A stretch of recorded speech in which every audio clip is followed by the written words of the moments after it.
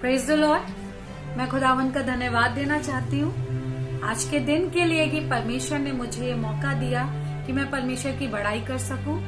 जैसे कि खुदावन का वचन बताता है यूहन्ना 3:16 में कि परमेश्वर ने जगत से ऐसा प्रेम किया कि उसने अपना इकलौता पुत्र दे दिया ताकि जो कोई उस पर विश्वास करे वो नाश ना हो परंतु अनंत जीवन पाए।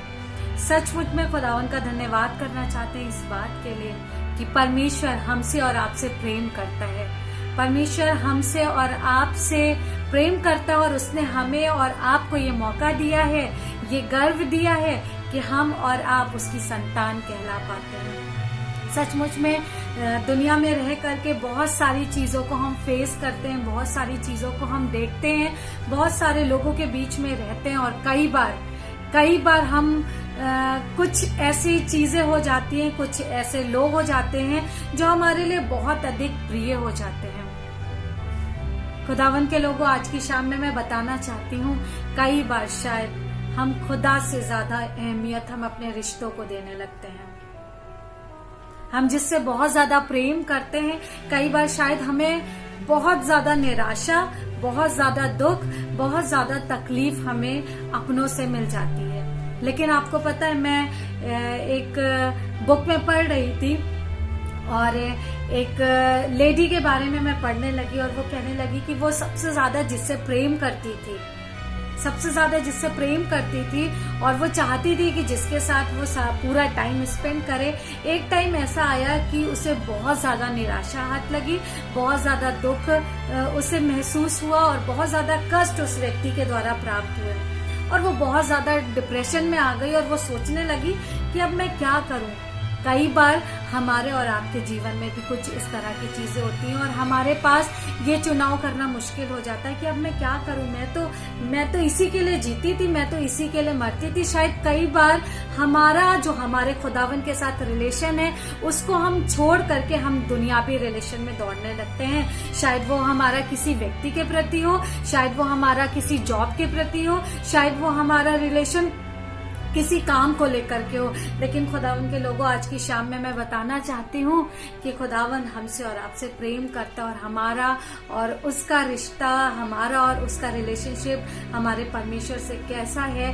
हम और आप शायद उन सारी चीजों के, उन सारे रिश्तों के आगे हम अपने खुदावन को भूल जाते हैं। और इस स्त्री के बारे में, जिसके बारे में मैंने पढ़ा, वो बताने लगी, कहने लगी उसके लिए बहुत मुश्किल हो रहा था, उसको समझ में नहीं आ रहा था वो किसका चुनाव करे। और जब उसने सोचा कि वो क्या करे, समझ में नहीं आ रहा था, तो उसने सोचा कि अब मैं परमेश्वर के पास जाऊंगी। और जब वो परमेश्वर के पास गई, वो रोने लगी, गिड़गिड़ाने लगी और प्रार्थना करने लगी। और तब आपको पता है क्या हुआ? तब उसको, जैसा कि वचन बताता है, पहला यूहन्ना 3 उसकी पहली आयत में देखो, पिता ने हमसे कैसा प्रेम किया कि हम परमेश्वर की संतान कहलाए और हम हैं भी। इस कारण संसार हमें नहीं जानता क्योंकि उसने उसे भी नहीं जाना। हालेलुया। हमारे लिए और आपके लिए आज की शाम में ये खुशखबरी है कि हम और आप खुदावन की संतान हैं। बहुत निराशा में थी, बहुत डिप्रेस थी ये स्त्री और सोचने लगी कि मैं क्या करूं। तब परमेश्वर ने बताया कई बार हमारे रिलेशनशिप शायद हमारे कामों की वजह से भी खराब हो जाते हैं। शायद हम जिससे सबसे ज्यादा प्रेम करते हैं, जिसके साथ समय बिताना चाहते हैं, हम सोचते हैं वो हमारे साथ अच्छा करते रहे, लेकिन हमारा एटीट्यूड क्या है? शायद हमारे पति के प्रति, शायद हमारे बच्चे के प्रति, शायद हमारे परिवार के प्रति हमारा एटीट्यूड क्या है? हम चाहते तो हैं सारी चीजें हमें अच्छी मिले, हम चाहते तो हैं सारी लोग हमसे अच्छे से बात करें, लेकिन खुदावन हमारे और आपके अंदर से वो चाहता है छटाई करना। कई बार शायद हम और आप वो सारी चीजें जो हमारे अंदर है हम उनको देख ही नहीं पाते और हम चाहते हैं, लोगों से उम्मीद करते हैं कि लोग हमसे प्रेम से बात करें, लोग हमारी इज्जत करें, लोग हमारे लिए हर एक, जब भी हम उनको बुलाएं और वो हमारे लिए तैयार रहें। लेकिन कई बार हमारा एटीट्यूड, हमारा व्यवहार क्या उनके प्रति सही है? कई बार हमारे ही गलतियों के कारण, हमारी उन खराब बातों के कारण परमेश्वर हमें सिखाना चाहता है, बताना चाहता है। और जब मैं इस लेडी के बारे में पढ़ रही थी, तब ये लेडी कहने लगी कि शायद अभी तक वो अपने जिससे सबसे ज्यादा प्रेम करती थी उसके साथ उसका व्यवहार अच्छा नहीं था, और परमेश्वर ने उसको इन बातों के द्वारा सिखाया, बताया कि तुम्हारा व्यवहार, तुम्हारा एटीट्यूड, आज जो ये चीजें तुम फेस कर रही हो ये तुम्हारी वजह से हो रहा है। खुदावन के लोगों, आज की शाम में मैं आपको बताना चाहती हूँ, कई बार हमारे और आपके अंदर भी वो सारी चीजें जो शायद दूसरे लोग पसंद नहीं करते हैं और हम उन्हें करते हैं, परमेश्वर चाहता है कि हम उन चीजों को अपने जीवनों से निकालें। शायद किसी की बुराई करना, शायद किसी के बारे में कड़ी हुई बातें बोलना, शायद किसी के लिए कुछ अच्छा ना सोचना, ये सारी चीजें परमेश्वर क्यों चाहता है? क्योंकि उसने हमें और आपको अपनी संतान होने का अधिकार दिया है। और जब हम और आप उसकी संतान होने के अधिकारी हैं, तो हर माँ का, हर बाप का ये फर्ज होता है कि वो अपने बच्चों के अंदर से वो सारी चीजों को निकाल सके, वो सारी गंदी चीजों को।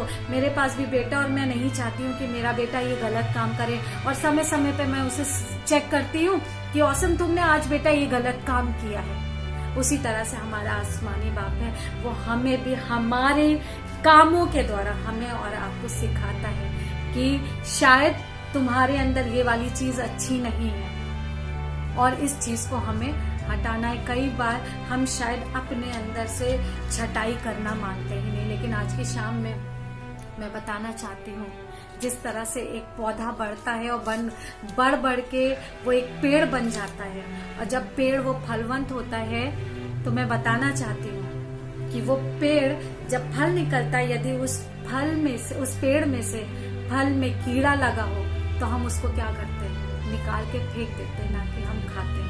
उसी तरह से हमारा और आपका खुदावंद भी हमसे और आपसे इस बात को चाहता है कि वो चीजें जो परमेश्वर की निगाह में हमारे और आपके अंदर अच्छी नहीं है, हम उन्हें निकालें, ताकि हम अपने खुदावंद की, जिसने हमें और आपको, ये मैं नहीं बोल रही हूँ, परमेश्वर का वचन बता रहा है कि उसने हमें और आपको अपनी संतान होने का अधिकार दिया है। ये हमारे और आपके लिए गर्व की बात है। खुदावंद आप सभी को आशीष दे।